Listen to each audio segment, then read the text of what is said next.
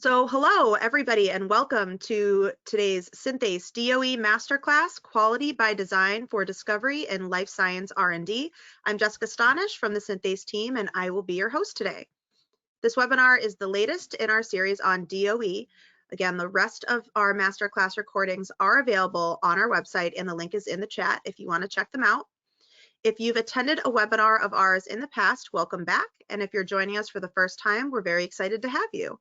I'm excited to introduce our presenter for today's webinar, Michael Sadowski, Director of Scientific Software at Synthase. Sid leads the company's DOE product development. In his 10 years at the company, he has consulted on dozens of DOE campaigns, many of which have included aspects of quality by design. So thanks for joining us, Sid. I will hand it over to you. Thanks very much, Jess. Yeah, and hi everybody. Great to be here to talk to you.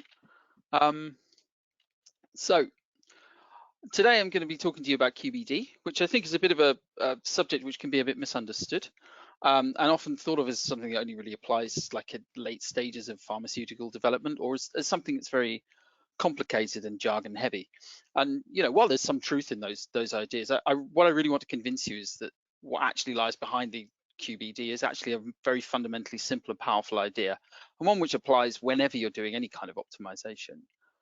So I'm going to be talking to you a bit about what QBD is, some reasons why I think everybody should care about it, and then I'll spend the majority of the talk talking about how it works and how it builds on the concepts used in DOE. Okay, so let's get started. So what is QBD? So first off, although there are some things you can do to pursue QBD, I think it's best to think of it more of as a sort of a philosophy rather than a set of specific practices. That's not to say there are things you can't do, but it's that because you're not doing the specific things doesn't mean you're not doing QBD. So the best way to understand QBD in a way is to sort of contrast it by the opposite approach, and this is the more traditional kind of quality by testing approach. So let's take as an example, imagine that we're trying to optimize some kind of abstract enzymatic process. So our enzyme in blue in the middle here turns some kind of substrate, the red squares, into some kind of product, which is the green squares. However, our enzyme also turns out some undesirable side products, these dreaded purple squares. At high temperatures, this side reaction actually becomes more significant, but we don't actually know this going in. So if we were to develop this process under a sort of a quality by testing regime, we'd probably develop it without thinking too much about the effect of temperature. We'd investigate a fairly narrow range of temperatures, if at all, testing a range, and we'd end up with something that looked like a fairly good process, only to discover at the end, when testing it in more real world conditions, that in fact there's a problem with impurities because we're exposing it to a broader range of temperatures than we'd previously investigated. By the time we realize this, of course, it's a bit too late and we have to go back and redevelop the process. QBD, by contrast, is the idea where you would try to have an effort to understand and investigate these sorts of real-world variations during the process development, with an aim to understanding where the process can be controlled and kept within those sorts of specifications. The key idea is to ensure that considerations for the final process are brought into the early stages of development, which should avoid any nasty surprises happening at the end. So in summary, QBD is really about thinking forwards. This is the big idea that I wanted to sort of introduce to you. It's about trying to anticipate potential issues which will arise in real use cases, but which with some thought you can simulate during the development process in the lab. If that seems pretty reasonable and unsurprising, and I'd say that's probably because it is. But perhaps as a sort of a broader point on QBD, you can also think about it as optimizing for the right thing. So optimization can be very brittle. And if you don't bring in the right criteria for your optimization, you can end up with something that isn't very robust at the end. So it's really essential to consider how robustness enters right from the beginning. So I want to counter the usual perception that QBD is something that's only important for manufacturing processes and something that's forced on you by the regulators. Obviously, it is important if you are in one of those regulated situations, but I think it's important to kind of reach back into the reasons why these sorts of techniques are being pushed by regulators. And to return to the main theme, the simple and powerful ideas we're talking about here are actually applicable very broadly. So first off, I think it's obvious, sort of following my previous example, that detecting problems, the later you detect a problem, the more expensive it is. The example on the right here, some of you may recognize the Ford Edsel, which was dogged by a slew of different quality problems and cost the Ford company a great deal of money. But perhaps more broadly for people in our discipline, biology is inherently a very noisy place to work. So sometimes you can get a lot of sensitivity to small variations, and it's effectively stochastic right down to the lowest levels, for example, gene expression. So you've really got to build your whole development around the idea that what you're going to be dealing with is going to be something very noisy, and you have to get to grips with what affects variation as much as possible. As I kind of alluded to before, optimizing something without the right goals in mind is usually a very bad idea. If you don't consider things like robustness and you don't optimize for them, you're probably going to end up with something that isn't very robust at all. So your bioprocess can end up, figuratively speaking, on the cliff. Another useful thing to know is that by focusing on sort of data-driven characterization of your system, techniques like QED can give you a great deal of flexibility in the face of unanticipated future change. You can understand which sorts of changes in the future are going to cause you problems, and you can also understand something perhaps about how to mitigate for them. Okay, so that's been, hopefully I've given you some motivation for why QBD is an important thing to be doing. I'm now going to move into the sort of the main part, which is where we're going to talk a bit about some of the DOE techniques you can apply to actually achieve quality by design. So I'm going to start by giving you a very quick recap of DOE. As Jess said at the beginning, there's plenty of material online about this from our own webinars as well as other sources, if you want to know more.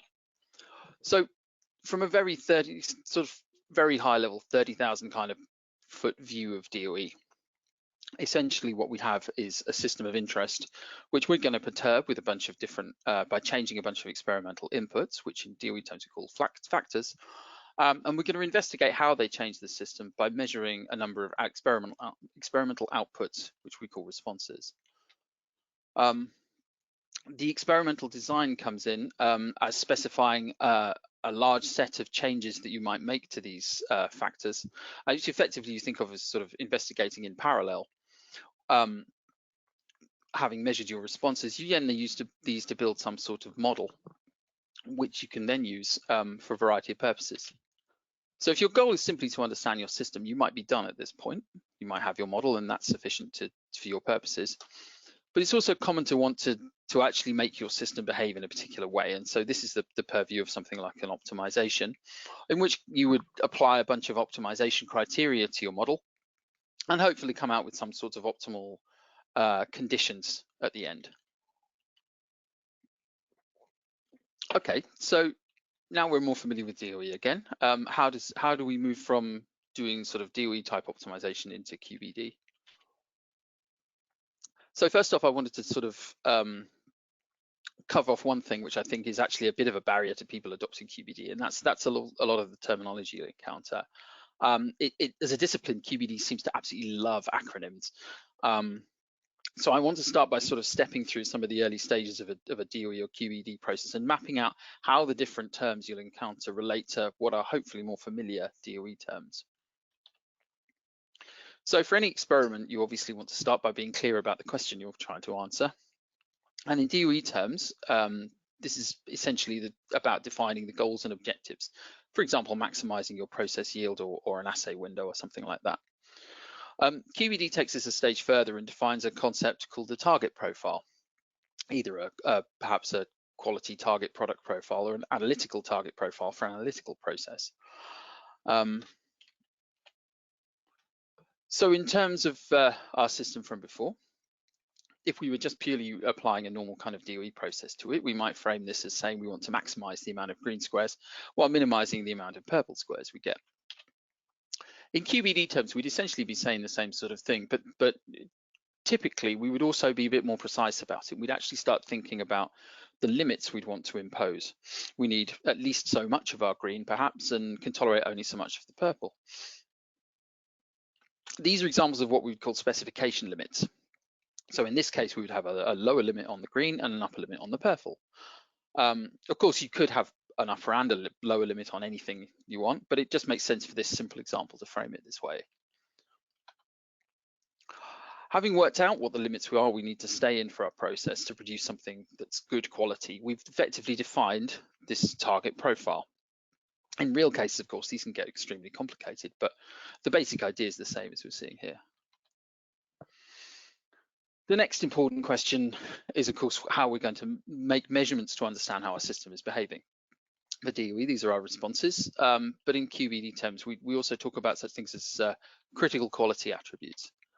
So in both cases, for our simple system, we would want to assay for the quantity of green squares and purple squares. In this instance, these would also form what we would call our critical quality attributes. So we've defined the quality of our processes as only relating to the quantities of those two things in relation to each other. So we can sort of directly measure those. In reality, it can get a lot more complicated and actually mean that what you're using is something like proxy measures. So for example, if your target is to actually get a product which dissolves at a particular rate, you may not measure that dissolution rate directly, but could you consider something like particle size as a good proxy? And similarly for a cell therapy, you might want to achieve a certain degree of potency, but of course that can be a very hard thing to measure. And so you might use, for example, the viability and particular sort of cell populations you're growing up as proxies for this. Next, we're going to start thinking about the input side of the system. So how are we going to perturb our system to find out about it? In DOE terms, these are our factors. QBD introduces a bit more of a fine distinction between different types of factors, which is what we're going to go through. So in particular, between sort of process parameters and material attributes. So in our example system, we can imagine it's subject to a bunch of other influences that we add into the reaction, buffers, allosteric modulators, that kind of thing. And so in both cases, we might identify these as factors. And for QBD, we would consider these a source of potential critical process parameters. But at this stage, we're being a little bit speculative about our terminology. Not all of these, in the same way that not all factors in a DOE experiment might turn out to be significant, not all process parameters might turn out to be critical for quality. But certainly these our CPPs will be in this set here. A fourth stage we would then go through is potentially thinking about some sort of risk assessment to identify how much variation in the real case our different factors might experience, and whether there's any other parameters which perhaps won't be varying much here or which we can easily control, but will be less easy to control in the real case. We also think at this point about material attributes, such as things like our the quality of our feedstock, all of which could be very important for final quality. And this helps us to do things like define more factors as well as set levels for some of the factors we've already defined. So returning to the original example, we'd hopefully identify a range of temperature variation, which we'd investigate at this stage. And that would give us another critical potential CPP to add to our set, that of temperature. As far as material factors are concerned, there could be lots of these, but one easy example might be variation in our feedstock. So perhaps our substrate is subject to some sort of variation. It comes in two different types. And so perhaps these yellow squares for the second type might have a different rate of impurity. And so we would, if we wanted to make sure that our process was able to tolerate a certain amount of this yellow stuff, or possibly just use it as a single source of food for our process, we'd want to investigate exactly how that affected the final quality. So now we have our quantity of or proportion of yellow squares relative to red as another risk factor, and this would be an example of a critical material attribute. Okay, so having now sort of worked through a bit of the terminological stuff, I'm going to finish by giving you a glimpse of some of the sort of more practical details, because I think it's important to give a bit of grounding to some of the ideas we've discussed. There's quite a lot to this, and I'm really hoping more just to be introductory at this point, try and give you sort of flavor of the key things, the key ideas and the key things that you might do. So don't worry if you don't get everything first time. You can always rewatch, and there's plenty of other places you can find sources of information on these. Hopefully that'll be a bit easier now. I've helped introduce a bit more of the terminology.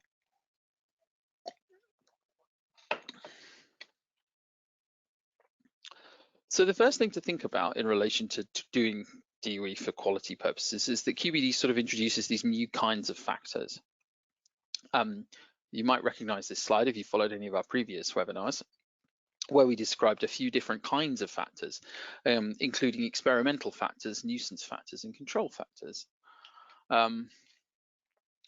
QBD introduces the idea of using factors to identify and investigate how variations that we won't later on be able to control very well will affect our process.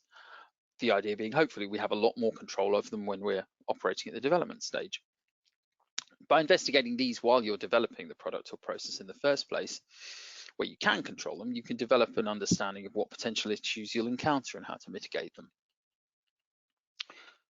So I'm also going to introduce a couple of subcategories of these quality factors, which can be useful way to think about them. So the first one is what I'd call a robustness factor. And the example here is something like temperature. And the idea is that it's a quality factor which you actually, in the real case, are going to find it very, very difficult to control. So yeah, particularly if your process operates at some sort of scale, then temperature would be a good example. You're going to experience a lot of heterogeneity in the temperature experienced by different parts of a batch of something, for example. By contrast, or sort of slightly differently, we have the idea of a factor which is introduced for purposes of what we call ruggedness. And so this is more about the scope of your process. So you're saying, I probably will have at least know what range of variation I'm going to experience in the real case. I'm going to be able to look at my inputs and say that they contain, for example, a certain proportion of DMSO, but I still want to make my process able to cope with that. And so there isn't a huge distinction between these two things, but the way that you mitigate problems with them both can vary a little bit. For robustness issues, clearly, because you do have this very limited kind of control, unless you can find some way to get a better amount of control, it is potentially going to be quite difficult if you can't find mitigations in your process development for any quality issues that arise there. With ruggedness factors, you always have the option of somehow sort of rescoping your process to a certain extent and finding ways around. So there may be more ways around those sorts of issues. So overall, I'd characterize the sort of the goal of QBD is in terms of sort of find the flats, this kind of pithy phrase, which I think describes it quite nicely. So, and this kind of relates back to what I was saying earlier about optimization and how it can go wrong. So if you're, for example, just looking for a very, very high point on space, you might, for example, find yourself alighting on this peak here, which is very nice. It's very attractive looking, and it's clearly quite high, but it's also extremely sharp. And so any attempt to sort of stay on that peak is going to be quite difficult. It's very easy to get knocked off it. By contrast, if you can find somewhere a bit more like this, which is both high up and relatively flat, you're in a much more stable position. It's much harder to get knocked off. And this idea, I think, is sort of at the heart of a lot of the way that you apply the way that you would try and achieve quality by design using something like DOE.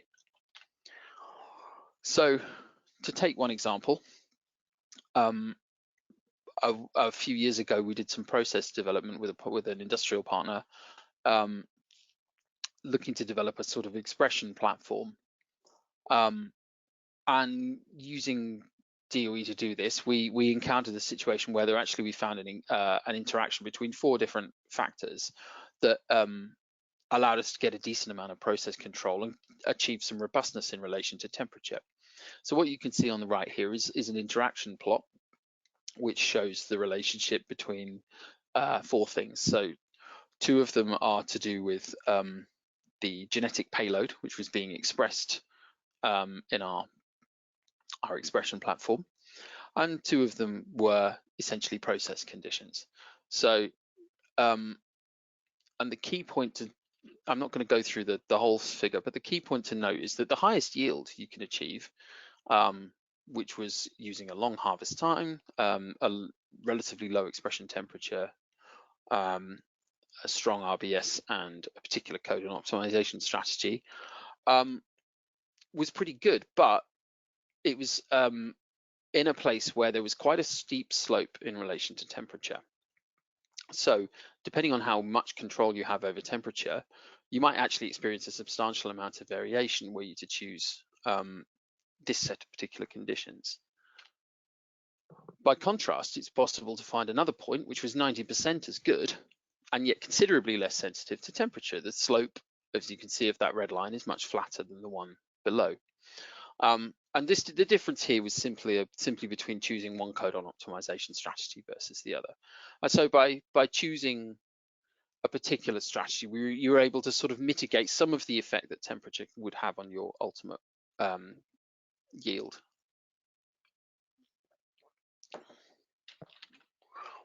A second example that I can show is it illustrates the idea in relation to what I defined as ruggedness. So here we have a plot relating to a construct assembly protocol process development that we did some time back as well. In this case, the idea is you have a gene or a set of genetic parts, between 5 and 8 of them, and you want to try and assemble them using the restriction and ligation process using BSA1. And what we were able to find is that if you kept your part concentration very low, you really only got decent fidelity for 5-part assemblies, which was absolutely fine if that's all you need to do. But by upping the part concentration to 120, you actually have a process now which can handle up to 8 parts. And so here you have a sort of a choice in as I mentioned, in terms of sort of scoping the process. If you, for whatever reason, can't achieve a very high part concentration, you then know you can use your process only for up to a small number of parts. Whereas if, for whatever reason, you need to assemble a much larger set, then you know you're going to have to achieve a much higher concentration. So other ways in which these different factor types can require different treatment occur at different stages throughout the sort of the DOE process. So for example, when making a design, say for our enzymatic system, we might have these 5 factors, 3 experimental and 2 quality factors. Because as I hope I showed in the examples above, really the game we're playing here is to try and make use of interaction between quality factors and experimental factors, which we can control later on. We really need to be able to prioritize those sorts of interactions. You need to be able to see them in order to make use of them to mitigate your quality issues. This could then mean that you need to trade these off against other interactions, such as the ones including just experimental factors. Alternatively, you may just need to increase your run budget to make sure you've got sufficient resolution to capture both. So another way in which the different factor types need to be treated differently occurs when you're following a sort of a DOE campaign and iterating. So I just want to quickly recap on that. So you may recall from our previous masterclasses that it's very typical. You normally think about DOE as having a sort of a campaign of related experiments. So starting by screening for important effects, then potentially searching for a region close to some sort of optimum, then finally trying to do some kind of optimization to determine exactly the specific precise location of an interesting optimum. So in as far as this process is concerned, now how you're going to treat a factor really depends on what role it has. And when iterating, you need to make sure you bear in mind exactly why each factor is in the design, otherwise you can go wrong. So for example, if you imagine we might have investigated our 5 factors again at these levels I've shown here, and decided perhaps that substrate concentration wasn't really doing anything for us, and so we were going to fix it from here on in. That's perfectly fine. Similarly, we might decide we were a bit too conservative and only investigating cofactor level between 2 and 3 millimolar. And so we might expand that range up to between 1 and 5 millimolar. That's all totally fine. But if we then were to make a similar conclusion for temperature and say, well, actually, we need to vary it a bit more widely, that wouldn't really make any kind of sense. You shouldn't just be changing this in the middle of your campaign, because ultimately this should be set by the limits that you believe you should be experiencing and your final process. Similarly, if we wanted to fix DMSO concentration, again, that wouldn't be a very good idea. You need to keep that variability in DMSO in every stage, because it's always going to be essential to ensure that you understand what effects it's having, even if at early stages it doesn't seem to be making a great deal of difference. The most powerful things you can do with QED tend to all apply once you're at the stage of actually having your fully specified model at the end of your DOE campaign. So this is the point when you've done something like response surface modeling and you have a full quadratic model. So what you would do first is, having derived your model, you want to try and find conditions which you predict to be good for your particular application, and be inside your specification limits. And this would usually require some kind of optimizer. So JMP, for example, has its prediction profiler, and most all DOE tools will give you some ability to do this, possibly with the ability to add different kinds of constraints.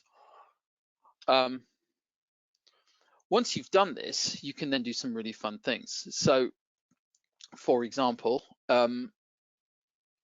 you can now apply, you can now sort of do statistical simulations aimed at trying to capture how much variation you're going to see in your different outputs in relation to variation in your inputs. So here, for example, I've set up a very simple kind of toy, kind of fake model in some of the factor types we were exploring before. And you can see I've been able to say that, for example, temperature might vary with a normal distribution with a mean of 40 and a standard deviation of 5. And then we might, for example, do some, have a very narrow range of variation in our substrate. And so what you can do with this is you can then simulate it, and JMP will, or whatever package will then choose randomly from the distributions you've specified for your different factors, and use the model to predict what level of the different responses you should see for those input factor levels. You can do this lots and lots of times, and then give you an idea how your different responses would be distributed in the face of these input variations, and then tell you how often you would be in and out of specification. As you can see in this case, because I haven't set this model up very well, we're pretty much always out of specification, both in terms of achieving too little yield and having too much impurity. But hopefully in the real case, if you've done decent process development, you'll be able to find much better performance than this. The other concept that's really useful in QBD, which is worth knowing about, is this idea of a design space. And so this is an application of another application of the model, which is aimed at sort of expressing where your process is actually hitting those specifications, so where it's under control. So if you think about your processes as occupying an abstract sort of space in which we think about every possible way in which we could change our process and therefore have it subject to different sources of variation, you can then think about the experimental space that you've actually investigated, which is sort of zooming in on some part of that by choosing particular factors and investigating particular sources of variation. You've sort of homed in on a particular bit of that experimental landscape. Having then identified which of our particular factors are actually critical for quality, you've then zoomed in on an even more specific part of it. And hopefully, if you've built a decent model, what you now have is a very specific region where you really have a good statistical model of how cause and effect are related, and you can understand how to mitigate any for any changes you need to make. And this is sort of the idea of the design space. So tools like JMP will give you some help in trying to identify exactly how big your design space is. So it can be quite you definitely need computational assistance for this. And so this is an example of JMP's design space profiler tool, where you can start to do things like say what the lower and upper limits for different factors might be, either graphically by moving the various different sliders, or just by typing them in, and it will tell you exactly how much of your space will stay within specification given those sorts of limits. And really the idea here is for you to try and identify as large an area as you can that stays decently within your specification. It was completely within specification, and that's the area in which you are able to then control your process. Okay, so that's all I wanted to say for today. So just to recap, QBD is an enhancement of DOE, which is very broadly applicable. It's not just about doing things in manufacturing. Behind the various different jargon and all the sort of complex ideas, there's actually quite a sensible, simple idea, which is really about sort of optimizing for the right things and trying to bring in thinking about robustness at the earliest stage possible. It can be very complex, but it doesn't have to be in order to get benefit. Some of the examples we showed showed sort of very simple, clear mitigations you could take, choosing one codon optimization strategy versus another in one example, or choosing part concentration in another, which would really then mitigate a lot of potential quality issues. And that's all I had. Thank you very much. So now, yeah, we'd be happy to take any questions. Yeah, thank you so much, Sid. That was super interesting, super insightful. We do have some questions that came in already, so thank you to the audience. We'll try to get to them all, but if we don't get to your question, we can follow up after the event. So we're going to dive in. First question, I can't control these downstream factors, so why should I include them in my experiment?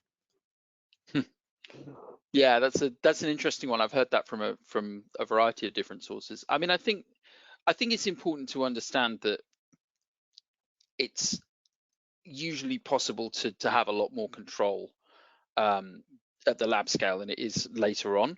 So I think the idea is not that you're going to work out how to control them later on. It's much more about there may be ways that you can configure your process, which means that you can actually do without needing to control those things so tightly later on. Great, thank you. Another one that came in, a lot of the more advanced techniques seem to rely really heavily on having a good model. How can I know when my model is good enough? Yeah, this is a really good one. This is really difficult. So I hunted pretty hard for some sort of guidance on this. The best I've found so far was in some commentary by, I think, the EU Medicines Agency on some of the ICH guidelines, where they talk about models. They classify models as having sort of three sort of qualitative types, like the sort of high, low, and medium impact. And although they don't give you particularly specific criteria on what to do in each case, they do talk about different examples which would be considered low, high, or medium impact. So many of the examples we talked about today would probably fall into more like the medium to high impact kind of category. So where you're actually using a model to sort of define some part of your process. And so, yeah, in those cases, they recommend different, to some extent, qualitatively different ways of going about things. So you might, for example, spend more or less time trying to validate specific predictions of your model against whatever reference system you've got to understand whether or not those predictions are accurate. But I think, yeah, I think it's apart from that, I think that the main recommendations you have to have is just to follow the normal kind of good practices around model building. So things like ensuring that you're fulfilling all the various diagnostic assumptions that you would normally look for. And ideally, if you can, performing sort of various types of cross-validation and that kind of thing. But again, I think this framework of thinking about low, high, and medium impact is quite a good way to think about this, because clearly the amount of effort you want to expend doing that will depend on the criticality of how important how much you actually need to depend on the specifics. If you're going to go all the way to sort of doing that kind of simulation process I saw, you obviously need a much more reliable model than if you're simply just going to say, oh, I need my part concentration to be a bit higher if I need more parts. Thank you. Next question. Could you explain how you determine the statistical power of your screening for full factorial DOE design?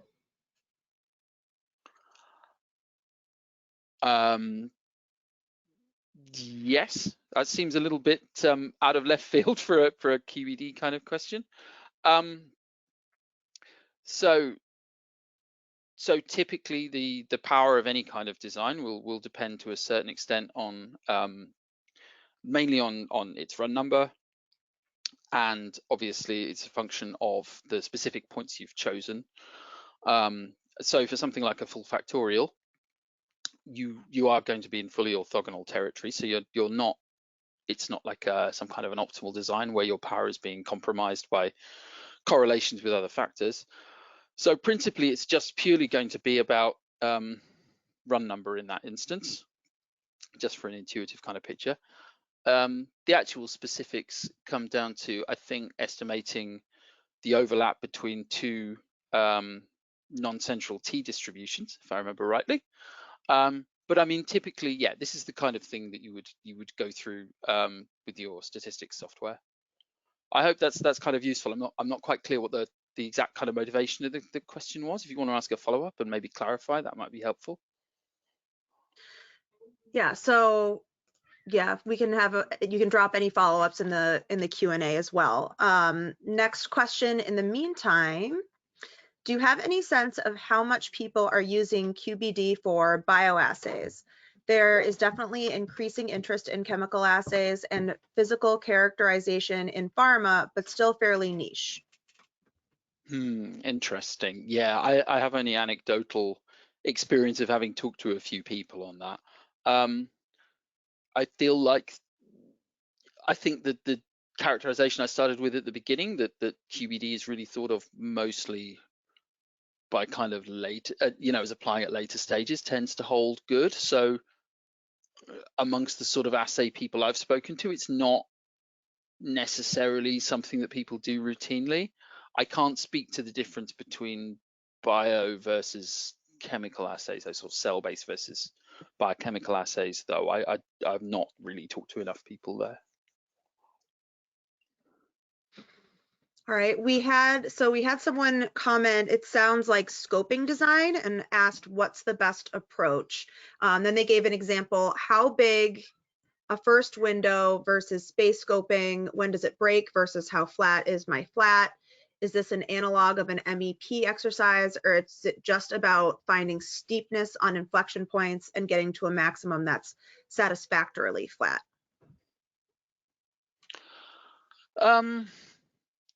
Yeah, I mean, so I'm not sure I fully understand what the question is getting at there. It certainly is about getting to a maximum that's satisfactorily flat. I'd say that's definitely true. I mean, there's, like anything else, there's going to be a trade-off. There's no point having high quality if your process isn't doing good enough yield. In terms of the sort of question about scoping, I mean, I think, yes, I think you can definitely identify. I think you can pick up a lot of things very early on. I think you can sort of pick up a lot of the bigger things by adopting some kind of scoping strategy early on. And so I like any other kind of DOE process, I think there's an element of kind of starting off looking for the really big things and then gradually narrowing down to increasing levels of detail. So I think I think there's still mileage in, well, it depends what you're trying to achieve, but it's very likely in a lot of cases that there's mileage in trying to get down to those little details at the end and really squeeze the most out of what you're trying to do. But in many cases, it may not be necessary. You may be able to mitigate these issues quite early on by appropriately scoping. I agree with that. Are there regulatory guidelines that we should be aware of while designing our model? I'm not necessarily fully well placed to speak too heavily to regulations. Obviously, I've encountered quite a bit of that kind of stuff in particular in doing some of my research for this webinar. As I say, so the EU Med stuff that I mentioned is there. I think in terms of the actual guidelines themselves, they mostly talk about the process in a fairly high level kind of way. So they sort of, and I mean in general, I think they don't necessarily mandate using these kind of statistical techniques. I think they're generally considered to be a kind of a gold standard, but they're not absolutely necessary. So I think most of the regulations have a sort of a basic approach and an advanced approach, and many of the things we've talked about here would tend to fall closer to the advanced approach. In terms of specific guidelines, yeah, there is some detail in some of the regulations, but a lot of them really just sort of describe the kind of processes that I've talked about in a fairly sort of high, fairly high level kind of way. So they don't really get down into the specific details. They are quite good at giving some fairly good examples, and some of the appendices are quite good. But yeah, there's still quite a lot left for you to do, like a lot of exercises for the reader, if you like. All right, we're going to finish off with this one question. What can I do if I can't find a suitable interaction to mitigate an issue with a quality factor? Yeah, so in that case, obviously you do have, as usual, a number of kind of choices. So it kind of comes back to the robustness, ruggedness distinction that I made earlier. So for something which you would consider kind of a ruggedness factor, what you're really talking about is how do I maintain the original intended scope of my process? So obviously you do have the choice there of changing the scope of your process as a first pass. For more of a kind of a robustness quality factor, like something like temperature, obviously you're probably going to have to put up with whatever variation comes in, regardless. So there your options may be much more limited. It could be that there's a sort of a significant restructuring of what you're doing that would mean that that factor was much more in control in the real case. But equally, you may not be able to do that, in which case the main options might be to cast your net a bit more widely.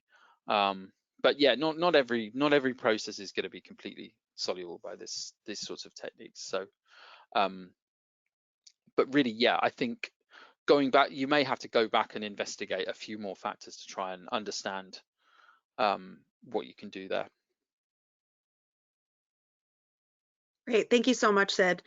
And with that, we're going to wrap up today's Q&A session. And we'll close out today. When we close out of the event today, you'll see a survey pop up that's going to help us plan for future events and topics. So we would appreciate if you took an extra moment to fill that out. If you missed any parts of today's webinar, don't worry. We'll send you a link to the recording tomorrow. And if you have any more questions about DOE or QBD, you can get in touch with us at hello@synthase.com or by filling out the Contact Us form on our website. So thank you everybody so much for participating. And again, Sid, thank you so much for your presentation. Thanks very much, Jess. Cheers, everybody. Bye.